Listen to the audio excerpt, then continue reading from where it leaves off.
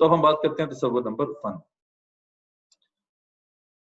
یہاں تک تو میں نے آپ کو تمہید بتا دی، تھوڑا سا تعارف کرا دیا. اب ہم جو ہے صحیح معنوں میں پہلے لیکچر کا آغاز کر رہے ہیں اور پہلا کانسیپٹ اب ہم ایکسپلور کرنے جا رہے ہیں.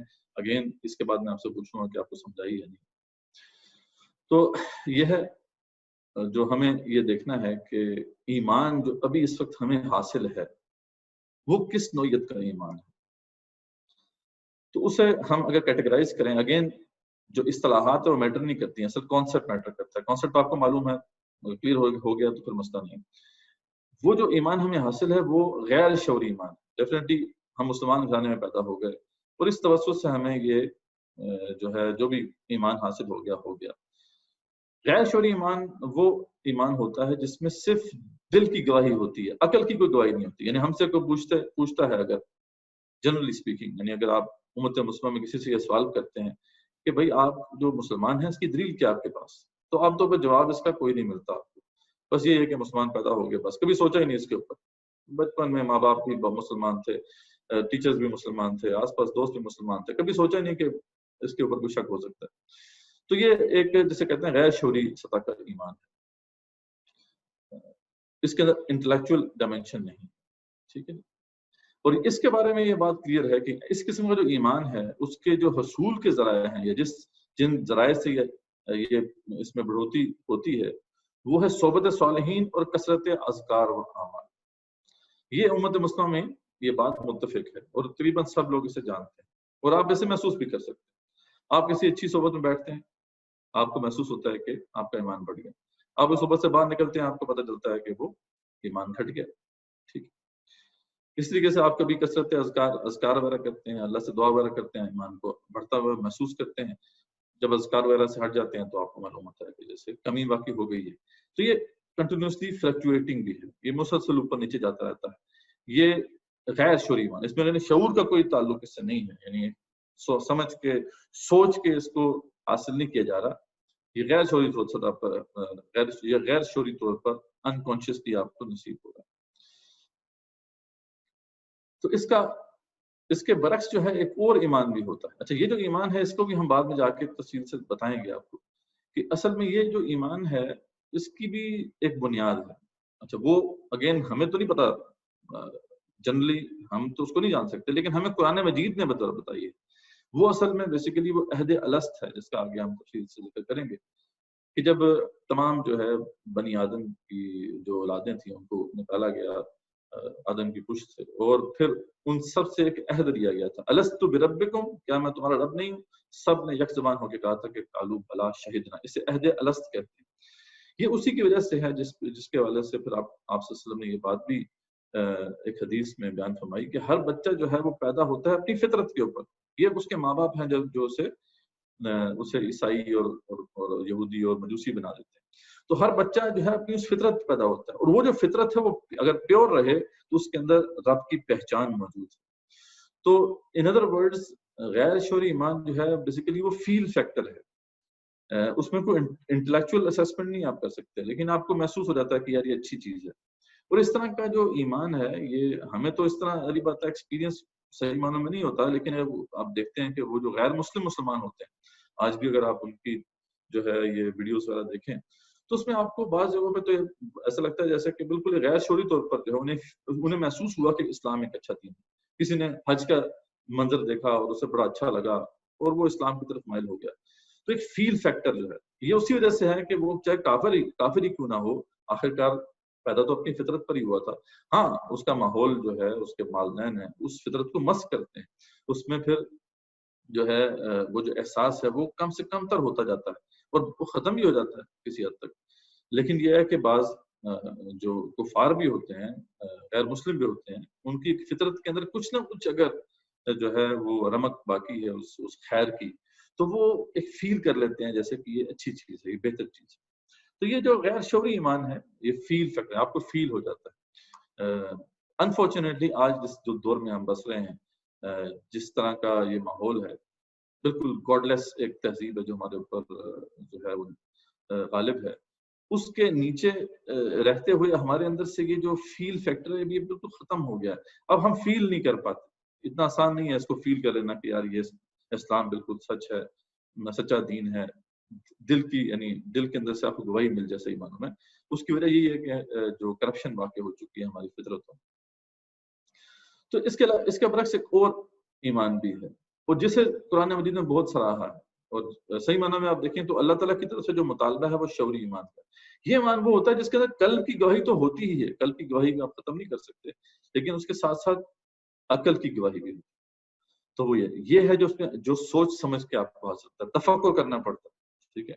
इस हवाले से फिर इंशाल्लाह हम बात आगे मज़ीद खोलेंगे इसको कि कैसे इंटेलेक्चुअल डोमेन में जो है हम अपने आप को सैटिस्फाई कर सकते हैं, और ये बहुत ज़रूरी है आज के दौर में। एनीवेज़ जो लेवल ऑफ ईमान है हमारे दिल में, वही बेसिकली ट्रांसलेट होता है हमारे अमल, जैसा कि हम पहले बात कर चुके हैं, और ये कोई रॉकेट साइंस नहीं है, हम सब इसे अच्छी तरह जानते हैं। अब गैर शूरी ज़रिए से जो ईमान हासिल अभी हो रहा है, उसका एक खास लेवल है, वो उससे ऊपर नहीं बढ़ सकता। ये अगर आपको देखें कि जो एरोज़ नज़र आ रही हैं, उसमें जो नीचे वाली एरो है, ये यहाँ से ऊपर बढ़ना, इसका अगर सिर्फ गैर शूरी ज़राए पर हम रिलाय करेंगे तो बढ़ना मुमकिन नहीं है। उसकी वजह उसकी कई वजूहात हैं। उसमें फॉर एग्ज़ाम्पल सबसे बड़ी वजह तो ये है कि ना तो वो सोबतें रही, सोबत सालिहीन अगर इसका ज़रिया है, तो ना तो वो सोबतें रही हैं, ना ही हमारे पास वक़्त है।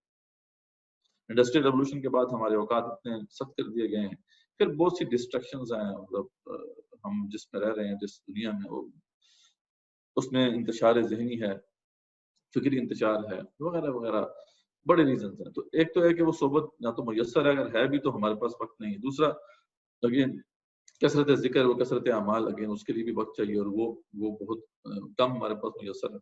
तो इसकी वजह से क्या है कि ये जो ईमान है, ये ख़ास हद से ऊपर नहीं जा सकता इस इल्ला ये कि आप बिल्कुल छोड़ दें इस दुनिया को और खानकाह में इक़रार पकड़ें, वहाँ पे फिर आप इसको बढ़ा सकते हैं। तो एक डेफ़िसिट है जो आपको महसूस हो रहा है। देखिए, ये जो डेफ़िसिट है, अब इसको किसी तरीके से ब्रिज करना है हमें, ठीक है? तो इसको ब्रिज किया जा सकता है शऊरी ईमान हासिल करके, कि उसका जो इंटेलेक्चुअल पार्ट है, अगर उसको हम भी अगर हासिल कर लें, तो गैर शऊरी ईमान प्लस वो जो यानी वो जो दिल की गवाही पर मबनी जो ईमान है, उसको जब मिला दिया जाएगा अकल पर मबनी जो ईमान है उसके साथ, तो फिर वो जो कंप्लीट पैकेज होगा उसे शऊरी ईमान हम कहते हैं। और ये अगर हासिल हो जाए तो हम इसके लेवल को बढ़ा सकते हैं, और अगर ईमान के लेवल को हम बढ़ाने में कामयाब हो गए तो किरदार को भी हम बुलंद कर सकेंगे। यही मसला असल में इस दौर का है। किरदार का क्राइसिस इसीलिए है कि वो जो किरदार जनरेट करने वाली चीज़ है, यानी ईमान, वो एक खास सतह से ऊपर जा नहीं पा रहा, और हम एक उसके एक समझ लें कि जो सोर्स है, एक किस्म की सोर्स से तो इस्तिफादा कर रहे हैं, या उससे हमें आशनाई हासिल है, लेकिन दूसरी जो सोर्स है, वो जो इंटेलेक्चुअल डायमेंशन है, उससे हम इस्तिफादा हासिल नहीं कर पा रहे। उससे हमने अनटैप करना है, वो टैप हुआ हुआ है, यानी उसका जो नलका है वो बंद है, उसको खोलना है, ताकि ये वाला जो सोर्स है वो भी खुले, और दोनों सोर्सेज मिलके हमें एक मुस्तहकम और बेहतर ईमान हासिल उसके ज़रिए से एक बेहतर ईमान हासिल हो सके। और इसके बारे में जैसे मैंने आपको बताया, कुरान मजीद में बार-बार इसकी तरफ दावत दी गई है। सूरह आल इमरान में अल्लाह ताला ने इस सारे मामले को खोल के वाज़ेह फरमाया, अल्लाह फरमाते हैं, इन्न फी खल्क़िस समावाति वल अर्दि वख्तिलाफ़िल लैलि वन नहार। इन दो किस्म के दलाइल अल्लाह ताला ने बार-बार कहा है कि इस पे गौर करें। बेशक ज़मीन और आसमान की तख्लीक में और रात और दिन के आने-जाने में लआयातिल लिउलिल अलबाब, सोचने वालों के लिए, समझने वालों के लिए निशानियाँ। इन लोगों के लिए जो सोचते हैं, तफक्कुर करते हैं, ज़मीन आसमान की तख्लीक पे गौर करें, और आसमान और ज़मीन की और जो रात और दिन के आने-जाने, यानी नज़्म कायनात और तख्लीक कायनात पे गौर करो, तो इससे अल्लाह फरमाते हैं कि तुम्हें वो ईमान नसीब होगा। और जब वो ऐसा करते हैं तो उसके साथ-साथ दूसरा भी मामला नहीं छोड़ते। अल्लज़ीना यज़्कुरूनल्लाह क़ियामन व क़ुऊदन व अला जुनूबिहिम, तो जो अल्लाह को याद करते हैं खड़े और बैठे और पहलुओं के बल लेटे, जुनूबिहिम यतफक्करून फी खल्क़िस समावाति वल अर्द, और फिर तफक्कुर करते हैं आसमान और ज़मीन की तख्लीक में। तो कभी तफक्कुर, कभी तज़क्कुर, कभी अल्लाह के मज़ाहिर फ़ितरत में गौर व फ़िक्र करते हैं, और कभी अल्लाह को याद करते हैं। तो ये दोनों चीज़ें जो हैं वो साथ-साथ अगर करेंगे, तो फिर यह है कि वो ईमान नसीब होगा जिसका ज़िक्र इस आयत में आया है। और तो फ़ौरन जो है जब इस कैफ़ियत से वो इन कैफियत से वो गुजरे, तो किस नतीजे तक पहुंचे कि रब्बना मा खलक़्ता हाज़ा बातिला, ऐ रब तूने कोई भी चीज बातिल पैदा नहीं की है, सुब्हानका फ़क़िना अज़ाबन नार, ऐ रब तू पाक है, बस हमें आग के अज़ाब से बचा ले। तो सुभान अल्लाह, यानी यहाँ पे बड़ी खूबसूरती से अल्लाह ताला ने उस शऊरी ईमान को एक्सप्लेन किया है कि उसको दोनों ज़राए से, तफक्कुर तदब्बुर से وہ انٹلیکچوئل ڈائمینشن جو ہے اسے حاصل کرو اور اللہ کو یاد کر کے اور ذکر کر کے اللہ تعالیٰ کا وہ جو دوسری ڈائمینشن ہے اس کی جو انکانشیس ڈائمینشن اس کو حاصل کرو، اور اس طریقے سے جو ایمان حاصل ہوگا وہ یقیناً پائیدار ہوگا۔ اس کے بعد پھر جو اگلی آیات ہے اس میں پھر اس کے تار کو اللہ نے واضح فرمایا، وہ انشاءاللہ آگے جا کے ہم دیکھیں گے۔ تو تھوڑی سی پکٹوریلی اس کو پلاٹ کرنے کے لیے ہوں کہ آج کل ذریعہ بات اس طریقے سے نظریات سمجھنا آسان ہوتا ہے۔ تو اگر ہم اپنے لیول کو ایک ڈرا کریں ایک گراف کی شکل میں، تو اگر ہم صرف غیر شعوری ایمان پر رلائی کریں گے جیسا کہ ابھی معاملہ ہے، تو پھر یہ معاملہ کچھ اس طریقے سے ہے کہ یہ فلکچویٹ کر رہا ہے ایک خاص لیول پہ، بڑے کم تر لیول پہ۔ اب اس میں یہ ہے کہ جب یہ جو سائن ویو ہے آپ دیکھ رہے ہیں، یہ جب یعنی ہمارا جو ایمان مضبوط ہوتا ہے تو یہ اوپر کی طرف جاتی ہے، یعنی یہ ایمان کا لیول جو ہے وہ شو کر رہی ہے نا یہ ویو۔ تو جب یہ ہمارا ایمان مضبوط ہوتا ہے تو ہم اچھے اعمال کرتے ہیں، لیکن بعد میں جب ایمان نیچے جاتا ہے، بعض اوقات زیرو سے بھی نیچے جاتا ہے تو پھر برے اعمال کرتے ہیں۔ تو یعنی یہ اس وقت فلکچویشن جو ہو رہی ہے وہ بہت نچلے سطح پہ ہو رہی ہے۔ اگر ہم اس کو شعوری جو ہے ایمان حاصل کر لیں، اس میں انٹلیکچوئل ڈائمینشن بھی ایڈ کر لیں، تو انشاءاللہ یہ جو ہے لیول بڑھ جائے گا۔ فلکچویشن تو پھر بھی ہوگی، اوور آل لیول آف ایمان جو ہے وہ آپ کو پتا ہے کہ وہ فلکچویٹ ہوگا، اس میں تو کوئی شک کی بات نہیں ہے، کیونکہ وہ دونوں کا مجموعہ ہے۔ غیر شعوری ذرائع سے جو ہمیں ایمان حاصل ہو رہا ہے اور جو شعوری ذرائع سے ایمان حاصل ہو رہا ہے، دونوں مل کے ٹوٹل جو ہے وہ ایمان ہمارا بنتا ہے۔ تو وہ انٹلیکچوئل ڈائمینشن اور وہ جو قلب کی ڈائمینشن، تو عقل اور دل دونوں جو ہیں ان کی جو سورسز ہیں ان سے جو ہمیں کنٹریبیوشن مل رہی ہیں مین ایمان کے اس سمجھ لیں کہ وہ جو برتن ہے اس کے اندر دونوں جو ہے سوتوں سے وہ پانی آ رہا ہے، تو اس کا جو کمبائنڈ جو ہے سمجھ لیں کہ حجم وہ ایمان کی وہ ٹوٹل سمجھ لیں کیپیسٹی جو ہمارے دل کے اندر ہے۔ تو اگر ہم اس کو بڑھانے میں کامیاب ہو جائیں تو یہ فلکچویشن تو پھر بھی ہوں گی، لیکن کم سے کم وہ بہت نچلی سطح پہ یا زیرو سطح پہ تو نہیں ہوں گی، جس سے یہ ہے کہ ہمارے کردار کے اندر ایک استحکام آئے گا انشاءاللہ، اور ہم ایک بہتر مسلمان بننے کے قابل۔ تو یہ ہے جی تصور نمبر 1۔ ہم نے کیا ایکسپلین کیا کہ 2 قسم کے ایمان، ایک غیر شعوری ایمان اور دوسرا شعوری ایمان۔ غیر شعوری ایمان وہ ہے جس کے اندر صرف اور صرف جو ہے دل کی گواہی کی بنا پر ایمان حاصل کیا جائے، اور شعوری ایمان وہ ہے جس کے اندر دل کے ساتھ ساتھ عقل کی گواہی کو بھی شامل کر دیا جائے، اور یہ پھر میں نے اس کی جو مختلف ڈائمینشن آپ کے سامنے واضح کی ہیں۔ اب آپ اپنا بتا دیں کہ آپ کو یہ کانسیپٹ ابھی جو ہم نے کانسیپٹ نمبر 1 ایکسپلین کیا وہ سمجھ میں آ گیا ہے یا نہیں؟ جی کچھ مجھے الحمدللہ پازیٹیو فیڈ بیک مل رہا ہے، سارے لوگ جو بھی سن رہے ہیں وہ کائنڈلی کلک ضرور کریں یس یا نو پہ تاکہ مجھے انپٹ مل سکے۔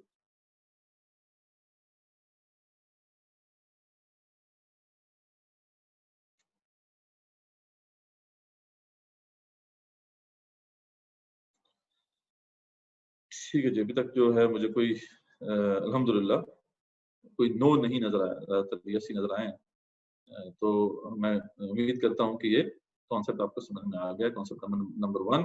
باقی لوگ جو ہیں ڈیفینیٹلی ایک ریکارڈ ہو رہا ہے سیشن، بعد میں آپ کو یہ کاپی مل جائے گی، آپ دوبارہ بھی